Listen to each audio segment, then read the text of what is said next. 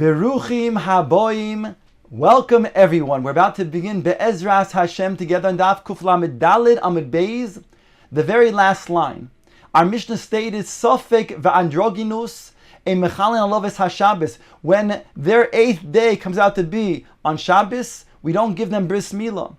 Rabbi Yehuda argues on androgynous, and he says we do give bris milah to the androgynous on Shabbos. The Gemara now brings the following brisa. Tanu Rabbanon Arlosoi, the pasuk that is the source for where we know that we give bris milah on Shabbos when it's the 8th day bismana, states Uvayom Hashmini Yimol Bisar Orlosoi. Here the brisa brings the pasuk and it states Orlosoi, teaching me Orlosoi Vadai Doiche Es HaShabbos V'loi Sofek Doiche Es HaShabbos.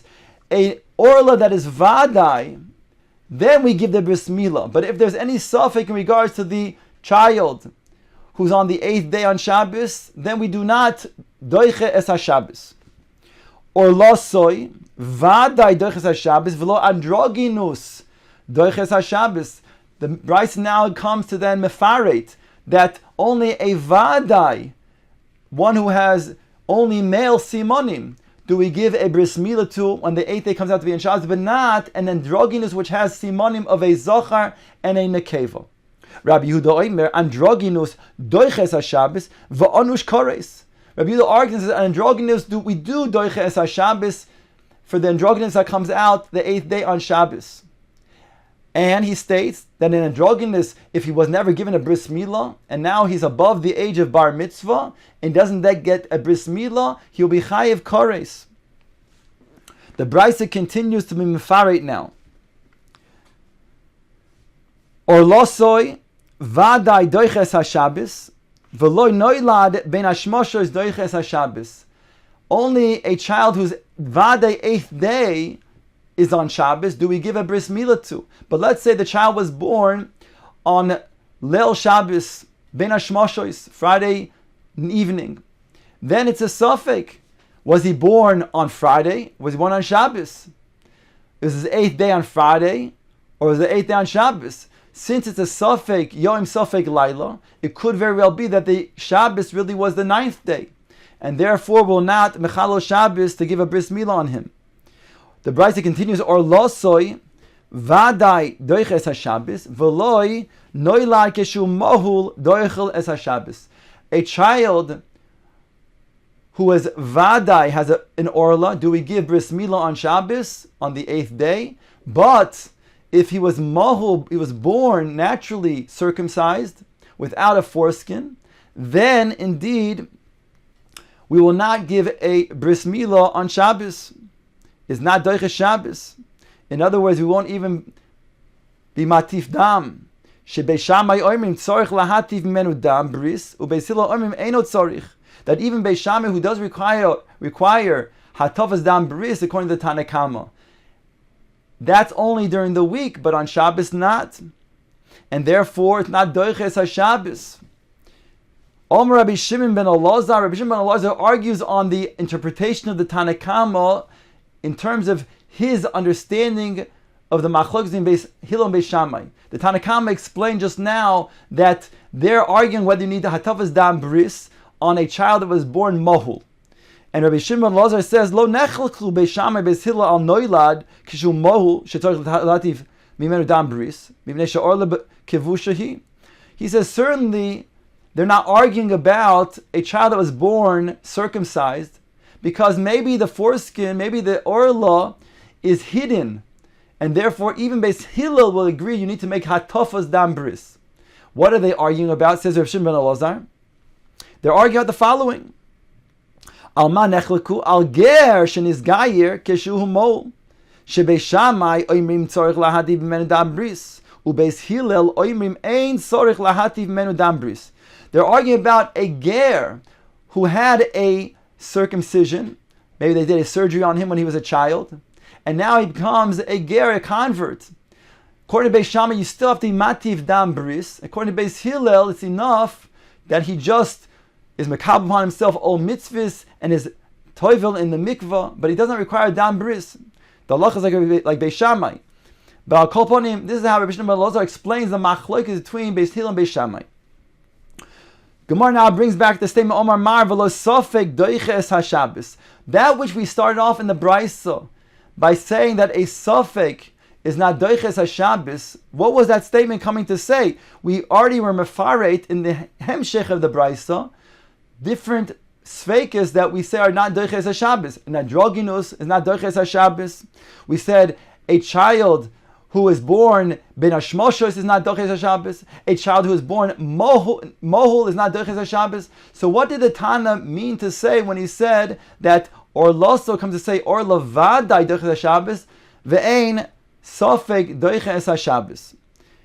Explains the Gemara, la'asuye mai, what does it come to include? La'asuye hot comes to include the following case. The Tana Rabbanan states in the Brisa, ben Shiva mechalin lefes haShabbos, uben ches ein mechalin lefes haShabbos.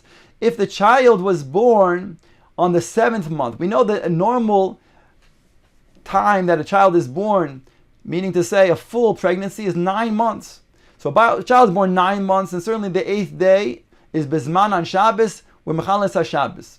So too when it comes to the 7th month, when the child is born early in the 7th month, also if he's healthy enough, then we give a bris milah on the 8th day when it comes out to be on Shabbos. However, if the child was born on the 8th month, in the the times of Chazal, the child was not viable, and therefore such a child you will not mechalas haShabbos and give a bris milah when the 8th day comes about to be on Shabbos. Safek ben zayin, safek ben ches, ein mechalas haShabbos. Ben Shmoina harehu ke'evin va'oz letalteloi. If he was born in the 8th month, then he's considered to be in the Lashon Chazal like an Evan. He's not viable, he has no chiyus, and therefore you cannot mechal Shabbos, you cannot even metaltel him, he's muktzah. Aval, the Brisa goes on to say, Imoy shoiche umenikosoi mibnei hasakona. She can bend down over him to nurse the child so that she's able to alleviate herself of the milk, and therefore b'mokum tsar lo gozer rabbanon, and she can go ahead and do that, and they're not choshed that she's going to metaltel the child. The Gemara now brings the following statement: Itmar, there's a machlokes Rav Omar halacha ketanakama. We said before there's a machlokes how to interpret the machlokes between Beis Shammai and Beis Hillel. Again, according to Tanakama, Beis Hillel and Beis Shammai are arguing whether you have to be matif the dam bris on a child that's mohul, born mohul. According to Rabbi Shimon Elazar, everybody, including Beis Hillel, agrees that you, on a child that's mohul, you have to give a hatavas dam bris. They're arguing rather on whether you need to then give a hatavas dam bris on a ger. So Rav says the halacha is like the Tanakama's interpretation that they're arguing about giving a hatavas dam bris on a child that was mohul. Ushmul Omar halacha Rabbi Shimon Elazar, whereas Shmuel argues on Rav and says the halacha Rabbi Shimon Elazar, his interpretation that they're arguing about a gersh in his gayer, whether he needs hatavas dam bris.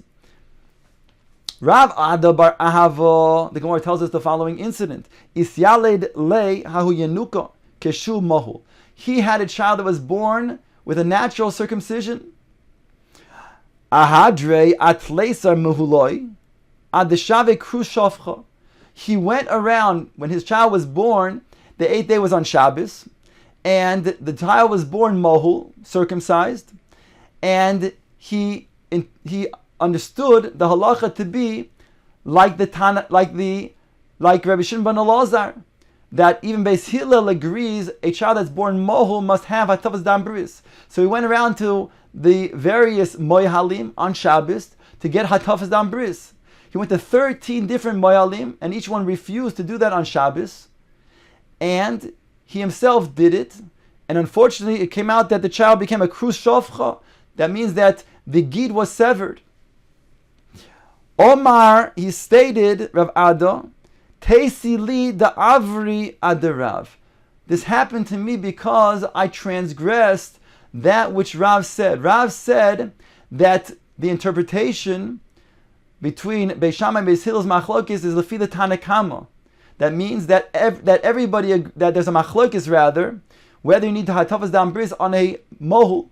And since Beis Hillel says a child that was born mohul does not require dam bris, hatavas dam bris, therefore I transgressed his words, and that's why this happened. Omar le Rav Nachman said to him, V'ad Shmuel lo ovar. You're saying that's only because you're over the words of Rav, but on the words of Shmuel you were not over, you did not transgress. After all, Eimer d'Omar Shmuel b'chol b'Shabbos mi Omar. That which Shmuel said the halacha is like Rav Shimon ben Elazar, that you require even if it's a Beis Hillel, that there's a tafas dam bris on a child that's mohul. That's only during the week. But indeed, since it's a suffix, would not doiches a Shabbos, and this was on Shabbos. Answers the Gemara, Rav Adda, who sover vade orla kevushahi. He understood that a child who was born mol vadai has an orla that's kavusha, that's hidden, and therefore does need to have a hatavas dam bris. The Itmar, for it states, Rabba Omar Chayshin Shema Orla Kavushahi.